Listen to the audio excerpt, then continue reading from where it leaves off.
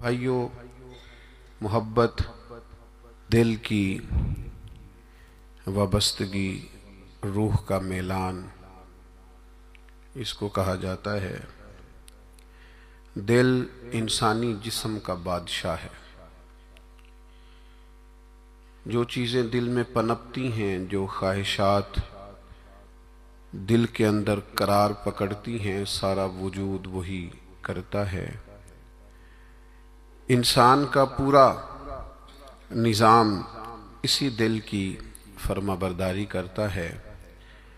लेकिन होता यह है कि ना चाहते हुए भी, समझ बूझ रखते हुए भी, चीज़ों के मुज़र असरात से आगाही रखते हुए भी, बाज़ों का दिल ऐसी चीज़ों की तरफ मिलान करता है जो बड़ी नुकसानदेह होती है। इंसान के वजूद का भी, उसकी रूह का भी, उसके बातिन का भी वो चीज़ें बहुत ज़्यादा नुकसान करती हैं। लेकिन इंसान उनसे बाज़ औक़ात निजात नहीं हासिल कर पाता। मसलन सबको पता होता है कि हिरस, लालच, हवस ये कोई अच्छी चीज़ नहीं। अल्लाह ताला अगर ज़रूरियात का रिज़्क़ अता कर दे और ज़रूरियात पूरी होने लग जाएं तो बहुत अच्छा है।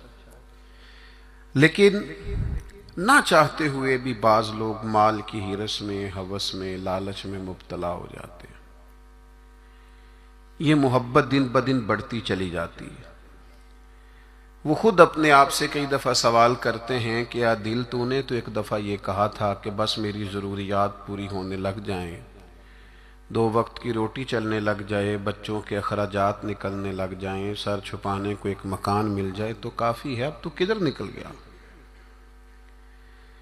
लेकिन बहुत सारा उससे बढ़कर अल्लाह ने फजल कर दिया, ख्वाहिश से बढ़कर अता कर दिया, लेकिन कहीं ठहराव नहीं हो पा रहा, दिल रोक नहीं रहा। रोज माल की मोहब्बत, माल का लालच बढ़ता चला जाता है। ये इस कदर ज्यादा नुकसान करता है कि नबी करीम सल्लल्लाहु ताला अलैहि वसल्लम ने इरशाद फरमाया कि दुनिया की मोहब्बत हर गुनाह की जड़ है। इन्हीं लोग समझते हैं कि मामूली बात है कि मेरे दिल में माल की मोहब्बत बैठ गई है, लेकिन ये बड़ा गहरा मर्ज है।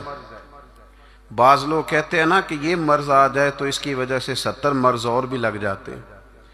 तो ये दुनिया की मोहब्बत वो मर्ज है, माल की मोहब्बत वो बीमारी है कि जिसकी वजह से सैकड़ों अमराज पैदा होते हैं। हलाल हराम की तमीज उठ जाती है, रिश्तों का तकद्दुस पामाल हो जाता है, बहन भाइयों के रिश्तों में दरार आ जाती है। लोग इस माल की मोहब्बत में मुब्तला होकर खूनी रिश्तों तक को भूल जाते। तो अगर मोहब्बत को सही रास्ता ना मिला, ये मोहब्बत, मोहब्बत इलाही और मोहब्बत रसूल सल्लल्लाहु ताला अलैहि वसल्लम के खूबसूरत उन्वानात की आदी ना हुई,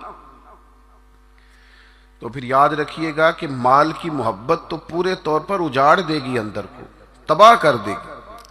एक दूसरी मोहब्बत बड़ा नुकसान करती है, वो है शोहरत की मोहब्बत। मैं चाहा जाऊं, मेरी शोहरत हो जाए, लोग मुझे जाने, कोई ऐसा तरीका अपनाऊं जिसकी वजह से दुनिया के अंदर फेमस हो जाऊं, लोग मेरा नाम लेने लगे। आप यकीन करें, सोशल मीडिया के ऊपर बड़े बड़े वज़ादार, बड़े बड़े बारिश लोग, बड़े बड़े अच्छे और अच्छी कदो कामत और अच्छा नाम रखने वाले लोग फकत मशहूर होने के लिए वो हरकतें करते फिरते हैं कि कोई भी संजीदा आदमी देखे तो शर्म से उसकी नजर झुक जाती।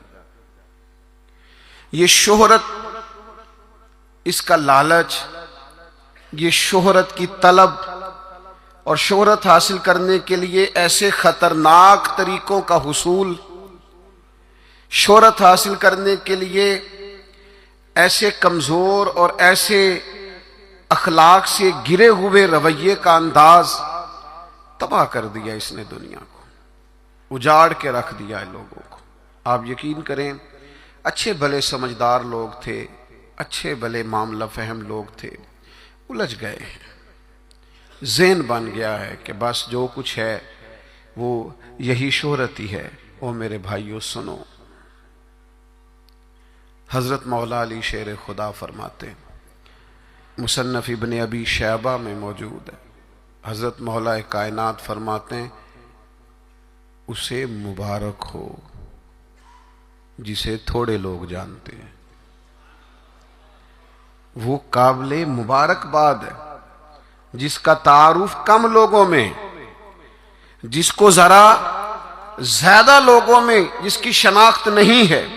मेरे भाई, आप कभी उन लोगों से पूछ कर तो देखो, उनसे कभी मुलाकात तो करो जो बड़े मशहूर हो गए। कभी उनकी तन्हाई में उनके पास तो बैठो, उनसे पूछो तो सही। इस शोहरत के सबब से उन्हें कुछ ऐसे काम भी करना पड़ते हैं जो वो करना नहीं चाहते। उन्हें कुछ ऐसे रस्तों से भी गुजरना पड़ता है जहां से गुजरने का कभी उन्होंने सोचा भी ना था। वो तो चाहते थे कि कोई तन्हाई होती, कुरान मजीद का नुस्खा होता, 500 दाने वाली तस्बीह होती, कहीं मुसल्ले का नूर होता, दिल में हो याद तेरी गोशाए तन्हाई हो, फिर तो खलवत में अजब अंजुमन आराई हो। दिल चाहता था, लेकिन ये शोहरत, इसकी तलब। हां, एक बात है, अगर आप शोहरत चाहते हैं, मारूफ होना चाहते हैं, मशहूर होना चाहते हैं, बहुत सारे लोगों में चाहते हैं कि आपका नाम सुनहरी हुरूफ से हो और ज्यादा लोग आपको जाने पहचाने, तो कुरान मजीद ने नुस्खा दिया है। फरमाया, इन्नल्लज़ीना आमनू व आमिलुस्सालिहाति सयजअलु लहुमुर रहमानु वुद्दा। जो ईमान लाने के बाद नेक अमल करेगा, रब लोगों के दिलों में मोहब्बत पैदा फरमा देगा। रहमान ऐसा माहौल बना देगा कि उन लोगों के दिलों में, अल्लाह ताला लोगों के दिलों में उस बंदे की मोहब्बत पैदा कर देगा। एक और मोहब्बत होती है, औलाद की मोहब्बत। बड़ी अच्छी मोहब्बत है, होनी चाहिए।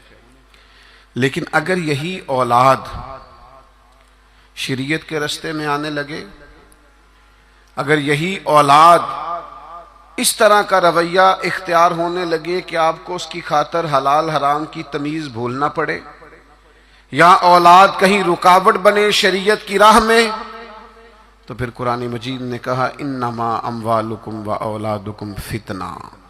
फिर ये तुम्हारे लिए आजमाइश है, फिर तुम्हें थोड़ा गौर करना पड़ेगा, तुम्हें फिर देखना पड़ेगा, फिर तुम्हें तवज्जो करनी पड़ेगी कि कहीं अल्लाह रसूल के रास्ते में तो नहीं आ रही।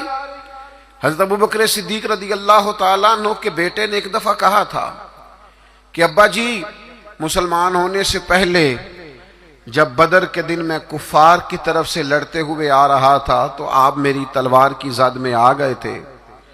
मैं आपको कत्ल कर सकता था, पर मैंने बाप समझ करके छोड़ दिया। तो सैयदना अबू बकर सिद्दीक फरमाने लगे, बेटा तो अभी कलमा नहीं पढ़ता था, तूने मुझे बाप समझ के छोड़ दिया। अगर तू बदर वाले दिन मेरी तलवार के नीचे आता तो मैं तुझे कभी बेटा समझ के माफ ना करता, दीन का मुखालिफ समझ के कत्ल कर देता। इसलिए कि जो औलाद शरीयत के रास्ते में आएगी, दीन के रास्ते में आएगी, पैगाम हक के रास्ते में आएगी, उसे औलाद समझकर दरगुजर थोड़ा किया जाएगा। मेरे अजीजों, वतन की मोहब्बत भी कभी गालिब आती है, इलाके की मोहब्बत भी कभी गालिब आती है। इंसान जहां पैदा होता है, जहां जवान होता है, जहां वक्त गुजारता है, जहां उसके अहबाब होते हैं, जहां उसकी दोस्तियां होती हैं, जहां उसके ताल्लुकात होते हैं, वो मोहब्बत भी कभी गालिब आती है। लेकिन याद रखना, सारा कुछ ही मक्का मुकरमा में मौजूद था। वहीं पैदा हुए थे सहाबा, वहीं दोस्तियां थीं, ताल्लुक थे, रिश्तेदारियां थीं। लेकिन जब पता चला ना कि महबूब को मदीना पसंद है, तो फिर किसी ने भी वतन से प्यार नहीं किया, मोहम्मद अरबी के शहर से मोहब्बत फरमाई है। आप इन सारी मोहब्बतों को गिनते जाएं, वो दौलत की हो, वो शोहरत की हो, वो इख्तदार की हो, वो औलाद की हो, वो मोहब्बत आपके लिए वतन की मोहब्बत हो, ये सारी मोहब्बतें कुर्बान की जाएंगी। लेकिन अगर किसी मोहब्बत को हासिल किया जाएगा तो वो अल्लाह रसूल की मोहब्बत है।